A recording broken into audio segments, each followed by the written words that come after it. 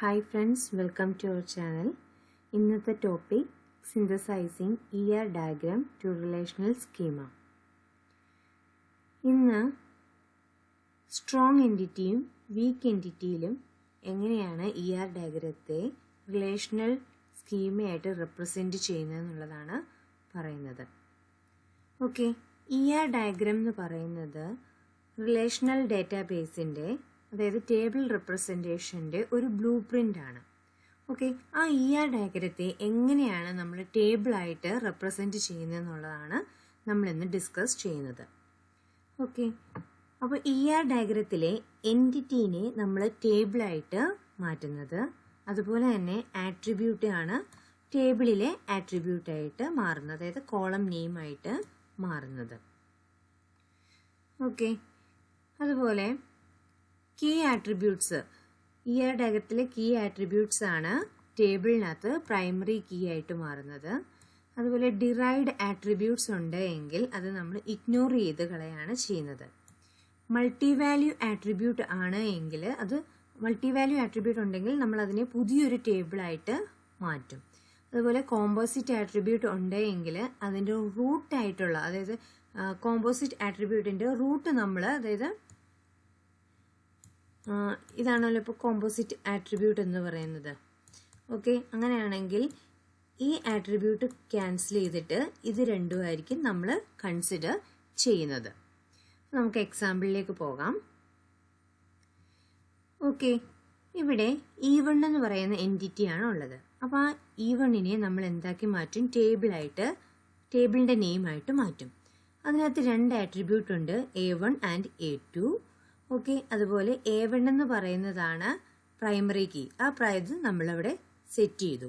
നമുക്കിത് രണ്ട് ഫോർമാറ്റിൽ റെപ്രസെൻറ്റ് ചെയ്യാം. ഇങ്ങനെ സ്കീമായിട്ടും റെപ്രസെൻറ്റ് ചെയ്യാം, ഇങ്ങനെ ടേബിളായിട്ടും റെപ്രസെൻറ്റ് ചെയ്യാനായിട്ട് പറ്റും. ഓക്കെ, അതുപോലെ അടുത്ത എക്സാമ്പിളിലേക്ക് പോകാം. ഇതെന്ന് പറയുന്നത് ഒരു മൾട്ടി വാല്യൂ ആട്രിബ്യൂട്ടാണ് കാണിച്ചിരിക്കുന്നത്. അതായത് double oval line shape use ചെയ്ത് റെപ്രസെൻറ്റ് ചെയ്തേക്കുന്നതാണ് മൾട്ടി വാല്യൂ ആട്രിബ്യൂട്ട് എന്ന് പറയുന്നത്. അപ്പോൾ ഇവിടെ മൾട്ടി വാല്യൂ ആട്രിബ്യൂട്ട് വന്നു കഴിഞ്ഞാൽ ഈ ആട്രിബ്യൂട്ടിനെ നമ്മൾ വേറൊരു ടേബിളായിട്ടായിരിക്കണം റെപ്രസെൻറ്റ് ചെയ്യുന്നത്. അപ്പോൾ E1 എന്ന് പറയുന്ന ടേബിളിൽ രണ്ട് ആട്രിബ്യൂട്ടേ വരത്തുള്ളൂ, A1, A2. അതിൽ A1 പ്രൈമറി കീ ആണ്. ഓക്കെ, ഇനി ഈ ആട്രിബ്യൂട്ടിനായിട്ട് നമ്മൾ വേറൊരു ടേബിൾ ക്രിയേറ്റ് ചെയ്യാണ്. ഞാൻ അതിന് പേര് E2 എന്ന് കൊടുത്തു.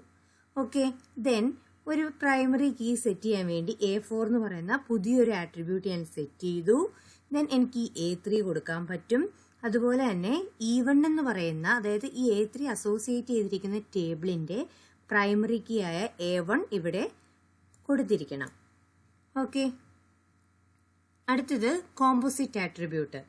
അപ്പോൾ കോമ്പോസിറ്റ് ആട്രിബ്യൂട്ട് വരുമ്പോൾ E1 എന്ന് പറയുന്ന ടേബിൾ A1 പ്രൈമറി കീ ആയിട്ട് സെറ്റ് ചെയ്തു. ദെൻ ഈ A2 ആണ് കോമ്പോസിറ്റ് ആട്രിബ്യൂട്ട് വന്നിരിക്കുന്നത്. അപ്പോൾ ഈ A2 നമ്മളിവിടെ യൂസ് ചെയ്യത്തില്ല, പകരം A3യും A4ഉം ആണ് എടുക്കുന്നത്. ഓക്കെ, ഇനി നമുക്കൊരു എക്സാമ്പിൾ വെച്ചിട്ട് തന്നെ നോക്കാം. സ്റ്റുഡൻറ് എന്ന് പറയുന്ന ടേബിള്, ഒറ്റ ടേബിൾ സ്റ്റുഡൻറ് എന്ന് പറയുന്ന ടേബിൾ നമ്മൾ കൊടുത്തു. അതിൽ റോൾ നമ്പർ പ്രൈമറി കീ ആണ്, അത് കൊടുത്തു. ദെൻ ഇനി എന്താണുള്ളത്? Phone number.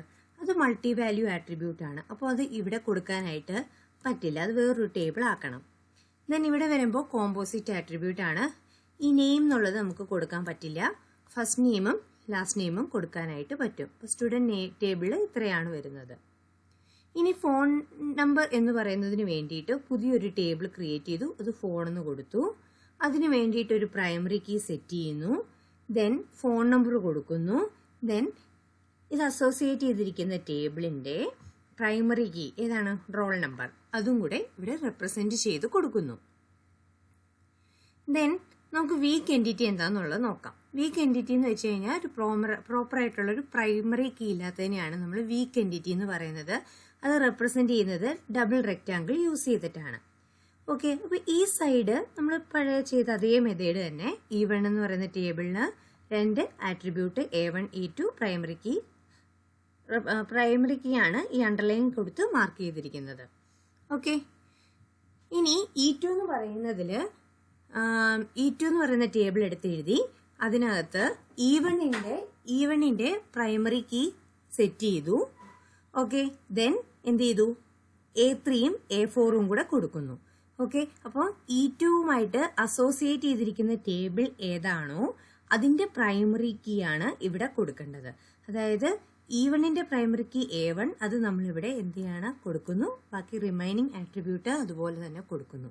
ഓക്കെ, ടോപ്പിക് മനസ്സിലായെന്ന് വിചാരിക്കുന്നു. മനസ്സിലായെങ്കിൽ വീഡിയോ ലൈക്ക് ചെയ്യുക, ചാനൽ സബ്സ്ക്രൈബ് ചെയ്യാനും മറക്കരുത്. Thank you.